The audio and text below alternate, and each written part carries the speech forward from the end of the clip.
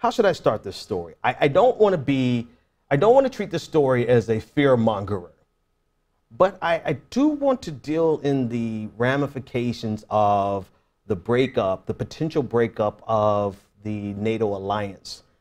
And just using that phrase in a way makes me feel somewhat of a fear-mongerer because we're a long ways away from that happening.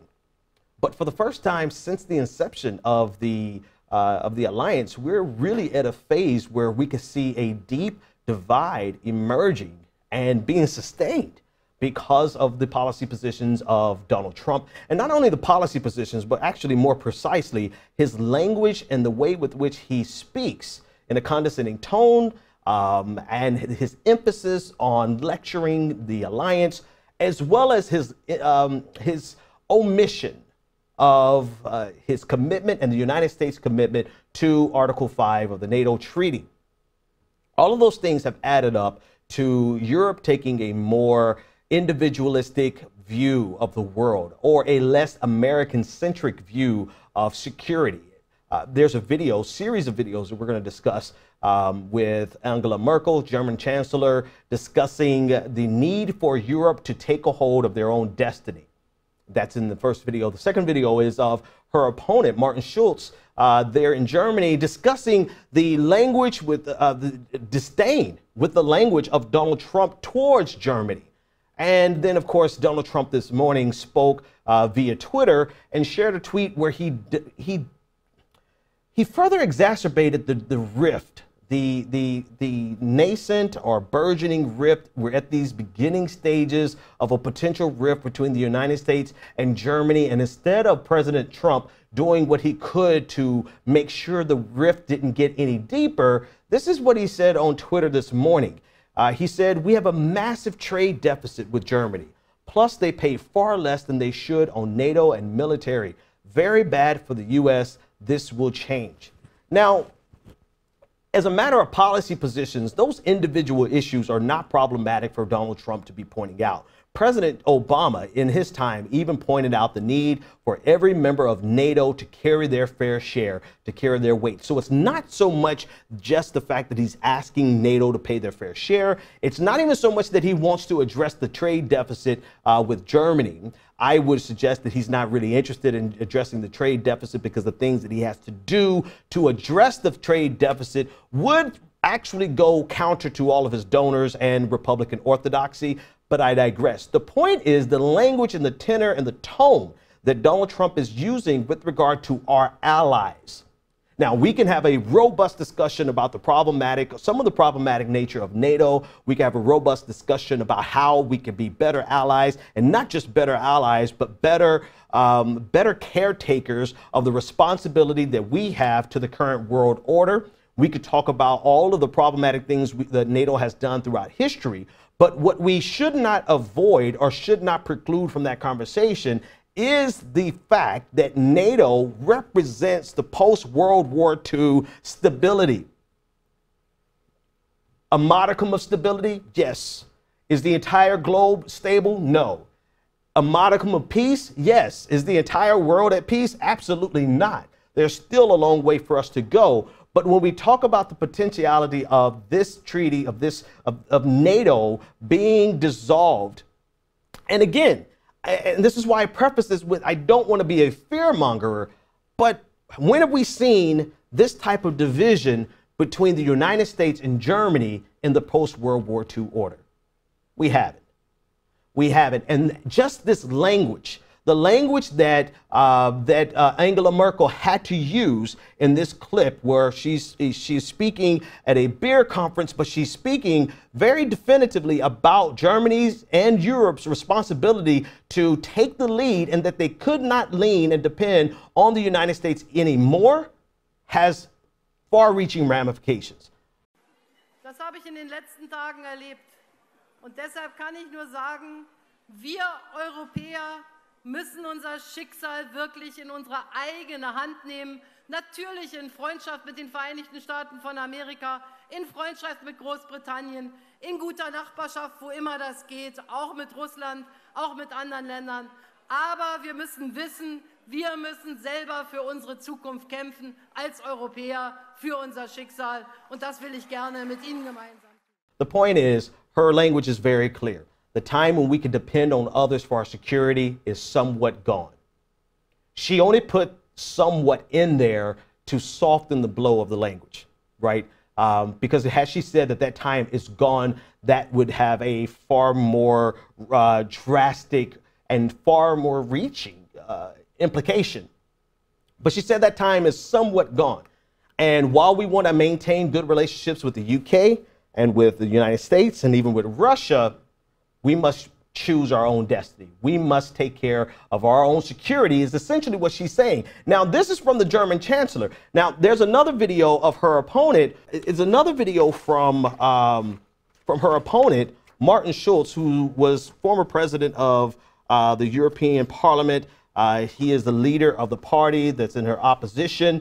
And this is essentially the language that he had. He said, kein frei gewählter Regierungschef und auch keine frei gewählte Regierungschefin, das sage ich ausdrücklich auch für unser Land, braucht sich in dieser Form demütigen zu lassen, wie dieser Mann im Stil eines autokratischen Herrschers glaubte es in Brüssel tun zu können.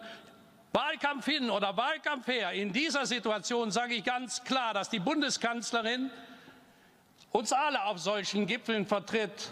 Und dass ich es mit Empörung zurückweise, wie dieser Mann sich das Recht rausnimmt, die Regierungschefin unseres Landes zu behandeln. So geht das nicht. This is unacceptable. Now, whereas Schulz's language is primarily a matter of pride, if he was in power, it would be a matter of policy. And what Angela Merkel has said really has the ability to make policy. And this is where the problem really lies. It lies in, without reassurances from the United States that we will be focused and committed to Article 5, you will have European nations taking their security into their own hands.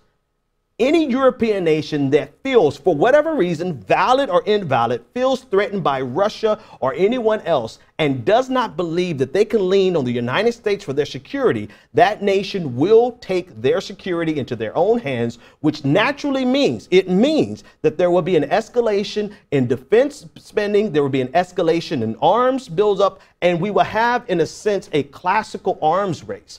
Not in the sense where we're going to be developing new weapons, but in the sense where suspicions and tensions are escalating almost beyond our control. And that is the formula and the combination to make a volatile region even more volatile. Or more precisely, a region that has had stability in the post-World War II order because of NATO now has the potential of individual nations taking their own life into their own hands, taking their own security into their own hands, arming themselves. And while we feel as though this will all be pointed towards Russia, there's always the ability for those arms and that tension to be focused internally. The point is this: Donald Trump's callous language, and actually, let me take a step back, because part of me naturally dismisses Donald Trump's behavior as being feckless and being a buffoon. However, when you consider how precise his message was in Brussels, how precise his message was in terms of what NATO owed and what each nation owed, and the grand total of what they were in debt for, when you realize how precise his language was in his speech, the fact that he omitted a reassurance for Article 5 and a recommitment to Article 5 is not a mistake. And clearly, every nation that heard him heard that omission. Now, I bring that up because I have to take a pause and ask, if Donald Trump was so committed to pointing out the flaws of NATO, and Donald Trump was so committed to pointing out the errors of NATO, to point out what they owed, and was not committed to reassuring them that we are committed to Article 5, I have to take a step back and say, what is Donald Trump's agenda with NATO? It's a question that has to be asked. It's a question that has to be asked because everything that he is doing is starting a chain of events that could lead to an escalation in tensions that would be beyond our control. How many times have we seen throughout American history and throughout world history, how many times have we seen throughout world history that the smallest event has the furthest reaching ramifications such that we cannot control the momentum of what happens?